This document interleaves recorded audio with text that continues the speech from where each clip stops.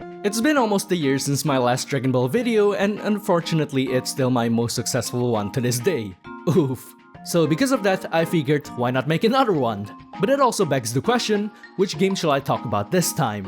Let's see what interesting Dragon Ball games are out there. Aha! So there weren't that many Dragon Ball games on the PSP. You've got Shin Budokai 1 and Another Road, or 2 in Europe and Japan, where it's basically a handheld port of Budokai 3 with different story campaigns. Then there's Tenkaichi Tag Team, which is a handheld port of the Tenkaichi games with tag gameplay, I mean the name says it all. And then, for some reason, they made this game. Yep, Dragon Ball Evolution on the PSP. A game that probably shouldn't exist, but somehow it does. Now we live in an age where anime movies can be a huge hit in the cinemas, with the likes of Demon Slayer and Chainsaw Man. Imagine saying that to someone back in the 2000s or early 2010s, you'd probably get laughed at. But Dragon Ball Evolution came out during a time when anime wasn't nearly as mainstream.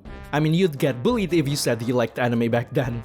But still, you know, there was an untapped market there for some good old anime in the West, as has been proven with what has come out from Japan lately. But when it comes to Hollywood, getting the opportunity to adapt properties like from comic books, games, and anime onto the big screen, usually they'll just do a live-action adaptation and then just wing it without too much care for its source material. I mean, I'm not saying they still don't do that in 2025, but you get the point. Of course, like even back in 2009 as a kid, I could already see the writing on the wall that a live-action Dragon Ball movie, while it could probably look cool, would still be a huge disaster in the making, and I was kinda proven right with how bad the movie looked from its trailer. And the casting as well, like, none of the characters looked like who they were supposed to be. I mean, how did they even f*** up in casting a bald old man that badly? And so the movie kinda became a textbook example of how not to adapt an anime for the big screen, and the same applies for adaptations from other media. I mean, it's already kinda impossible to condense and cram multiple episodes of story arcs into a single movie. And can you believe that they already had plans for a sequel before the movie even came out? That being said though, I've never actually watched Dragon Ball Evolution. Everyone already knows that the movie is terrible, so I never saw the point in checking it out for myself. Until now, that is. The game though, not the movie. So let's dive in. Now starting the game up, there are multiple game modes that you can play. There's the story mode, an arcade mode, network battle, training mode, missions, and survival mode which you unlocked after finishing the story. Yeah, the game doesn't have much replayable value. So as you can already tell then, the meat of the game is with its story campaign. The story basically follows the same plot as the movie, which is great for me that hasn't watched it. I get to just experience it through the game instead. It's like hitting two birds with one stone.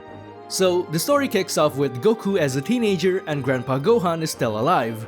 Yeah, that's already a massive departure from the original version.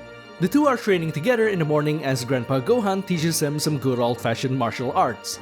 And it's here where the game throws you into your first battle. After the fight, Grandpa Gohan gives Goku the 4-star Dragon Ball as a gift for his 18th birthday. And he also plans to celebrate later that night once Goku's done with school. Yep, Goku goes to school here. Did they take the Gohan High School arc and use it on Goku here? So Goku goes to school and of course he runs into the classic school bullies because of course every teen movie in the noughties is gonna have one. I'm telling you, these filmmakers must have had a checklist of cliches that they needed to hit. But the idea that Goku has his school bullies to begin with is so mind-numbing for me.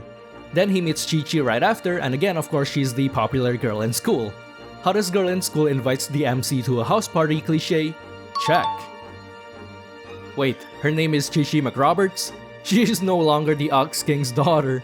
Goku shows up to the party and he remembers that he was supposed to have dinner with Grandpa Gohan for his birthday. But hey, it's for Chi-Chi. My guy's out here putting the huzz above his own family.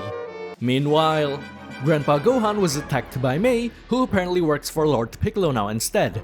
The Pilaf gang doesn't exist in this universe, I guess. Lord Piccolo then shows up, looking for the Dragon Balls and attacks Grandpa Gohan. Back at the party, when Goku and Chi-Chi finally get a moment together, Goku suddenly senses that something's wrong with Grandpa Gohan, so he rushes back home, only to find that the house is completely wrecked. He finds Grandpa Gohan lying, and in his final moments, he tells Goku to find Master Roshi and warn him that Lord Piccolo has returned, and together and protect all the 7 Dragon Balls. Then Grandpa Gohan passes away. And the game follows up with this silly endgame cutscene. I don't think they should have put it there, but hey, it's there. Not long after that, Goku was instantly attacked by Bulma, thinking that he was the thief that stole her Dragon Ball. The two fought it out for a bit until Goku clears things up as Bulma realizes that the Dragon Ball he's holding is different from hers. After talking it out, they decide to team up to find Master Roshi and all the Dragon Balls before the evil Lord Piccolo gets his hands on them. And that's how they started the story here, as the story then shifts on to be more of an adventure of gathering all the Dragon Balls, all in a pretty short span of time. They eventually meet with Master Roshi, and man, how did they mess up casting him this badly? Like, was it that hard to find a pervy bald old man? Like, Chow Yun-fat is a great actor, right? But why do they gotta miscast him, man? He looks like anything but Master Roshi. The poor guy probably doesn't understand why the movie was so heavily disliked too. Goku fought him, he tells him about what happened to Grandpa Gohan and that Lord Piccolo has returned. So Master Roshi is gonna teach Goku some new martial arts techniques and plans on how to stop Lord Piccolo as they continue on their journey of collecting all the 7 Dragon Balls. Though right away you can tell that there were plenty of deviations from the original, especially with the characters' backgrounds. But the most noticeable thing is how they basically mashed together the beginning of Dragon Ball with the King Piccolo saga into a single movie. Now, before we move on though, we gotta talk about the gameplay. If you've played any of the Budokai games before, you can probably tell that the game is blatantly straight up just a reskin of Shin Budokai. I mean, it was also developed by DIMS, so that checks out. It's basically Shin Budokai, but with a realistic visual style to match the movie instead of the classic cel-shaded anime look. It does kinda reminds me of Street Fighter the movie, the game, with how they use the more photorealistic models for the characters, and Mortal Kombat too. But compared to Shin Budokai, something feels a bit off with this game. It doesn't feel as smooth and snappy like Shin Budokai was, the inputs feels like there's a bit of a delay, and the combos don't flow quite as nicely. Maybe they were going for a heavier, more grounded feel with the combat because of the more realistic look to the game, but it ends up just feeling kinda sluggish instead. It also feels much more basic here, as you can't throw ki blasts around and the characters can't fly nor hover in the air. You're pretty much glued to the ground the entire time, which kinda loses some interesting depth with the combat. Outside of that, the characters have the same moveset and combo strings, with only their specials and ultimate attacks being different. Like Goku's Kamehameha for example, it's his ultimate here instead of just being one of his special attacks. I mean, if we follow the timeline from the original Dragon Ball, it makes sense. I mean, he hasn't learned the Spirit Bomb yet. So yeah, it's basically kinda like a Shin Budokai sequel, but more streamlined and covered in the Dragon Ball Evolution coat of paint.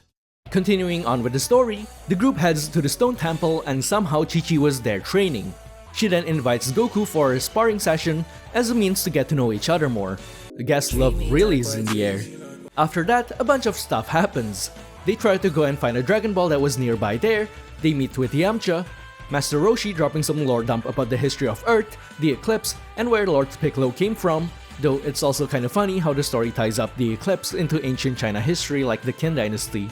Goku then starts having these nightmare visions about the Ozaru or the Great Ape, and after heading to a place called Toisan and running into Chi-Chi again there, Master Roshi teaches Goku the Kamehameha as they prepare themselves to fight against Lord Piccolo as the eclipse drawing closer. Then out of nowhere, Goku gets attacked by Chi-Chi, only to find out that somehow there are 2 Chi-Chis, so one of them has to be an imposter. And unfortunately, Goku ends up knocking the real one and was then shot by the fake Chi-Chi, who turns out to be Mai as she then also steals all of their Dragon Balls. With Goku in a coma, he then meets with Grandpa Gohan in this like ethereal realm, and Grandpa Gohan basically tells him, "Nah bruh, it's not your time yet," and sends him back to the real world, while Master Roshi is reviving him with the Kamehameha for some reason. With Lord Piccolo now holding all the Dragon Balls, the gang heads to the Dragon Temple for the final showdown before he awakens Shenron or Shenlong, and before the eclipse hits when he plans to destroy the world. I'd say though, I gotta tell ya, the writing for this game's story is pretty whack. Now, I don't know how closely the dialogue follows the script from the movie, but it's pretty bad. Paired that with the character portraits too, like they look unintentionally hilarious, man. Especially Goku's portraits, I mean look at it. This whole thing just feels like I'm playing a parody or a terrible visual novel flash game from Newgrounds or something back like in the late 2000s and early 2010s. It feels like a fever dream, man. But hey, at least I'm able to get some laughs and entertaining value out of it. As they're getting ready to head toward the Dragon Temple, Goku finally puts on his orange gi, and for some reason, there's an in-game cutscene of a flying car. This game is peak. The gang manages to delay the summoning of Shenron, and Goku finally gets his showdown with Lord Piccolo. Okay, the fight against them was actually kinda tough. I had to lock in and really use the game's mechanics properly this time, as I can't just breeze through the fight as I've been doing up to this point. Like, his special attacks does a shit ton of damage. After beating Piccolo, Piccolo then reveals Goku's past and his origin. Well, technically this happens before the fight, but he tells Goku that Goku was actually an alien from a race called the Saiyans, and that he came to Earth in a meteor before being adopted by Grandpa Gohan. With the eclipse now in the sky, that revelation then pushes Goku to lose control of himself as he transforms into the Ozaru. Master Roshi then has to step in and fight Piccolo himself, as he then tries to seal him with the evil containment wave, but at the cost of his life. Unfortunately, Mai then shot through the sealed vase, cracking it and unsealed Piccolo. While Goku is rampaging in his Ozaru form, his consciousness inside of him then tries to fight the Ozaru to regain control of himself. Though what's funny is that the Ozaru is just human-sized instead of being a giant ape.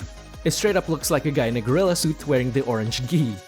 Goku eventually regains control of his body and turns back to his human form, leading into the real final showdown against Piccolo, this time to avenge Grandpa Gohan and Master Roshi. And with one last push, he finishes Piccolo off with a Kamehameha. With Lord Piccolo defeated and all the Dragon Balls gathered, the gang summons Shenron. They're granted one wish, and Goku chooses to bring Master Roshi back to life. Shenron fulfills the wish before disappearing, sending the Dragon Balls scattering across the planet once again. Master Roshi is revived, the crisis is over, and everyone is free to return to their lives, victorious after stopping Lord Piccolo's invasion. Goku then heads back to Toy-san to meet up with Chi-Chi, apologizing for striking her earlier when he mistook her for the imposter. She agrees to forgive him, but only if he fights her, and so the game then closes out with the two of them having a friendly match. And there you have it, that's the story of Dragon Ball Evolution, and it's certainly a game. And you know what? I don't think it was as bad as I thought it would be. I mean, yeah, the story is a condensed, abridged version of early Dragon Ball that loses a lot of the charm from the OG. But the biggest sin here is definitely leaving out Krillin, even though he was kinda important during the King Piccolo saga, where his death is the key motivator for Goku to go after King Piccolo. But other than that, the gameplay was decent, it wasn't as good as Shin Budokai 1 and Another Road, but there are much worse games out there. Now, if I were to rank all the Dragon Ball games on the PSP, I'd put Evolution in 4th place for all the reasons I've mentioned earlier. 2nd and 3rd place go to Shin Budokai 1 and Another Road. They're practically almost the same game, but Shin Budokai 1 had a much better story mode than Another Road, but Another Road has a slightly better gameplay and a bigger character roster. So I'd rank both of those games in sort of the same rank. Which leaves number 1 to Tenkaichi Tag Team. The fact that they managed to make a handheld Tenkaichi game on the PSP with a story mode that spans the entirety of Dragon Ball Z, plus a bunch of what-if scenarios, is insane. Sure, the gameplay has some minor issues, but the good massively outweighs the minor flaws that the game has. And again, you can literally play through all of DBZ on a PSP with this game, which for me, back in 2010, it was awesome! So yeah, Dragon Ball Evolution. It's definitely a movie tie-in game of all time. It's not that bad, you can go try it out, but probably it's a better use of your time to watch the movie instead, if you're curious about it.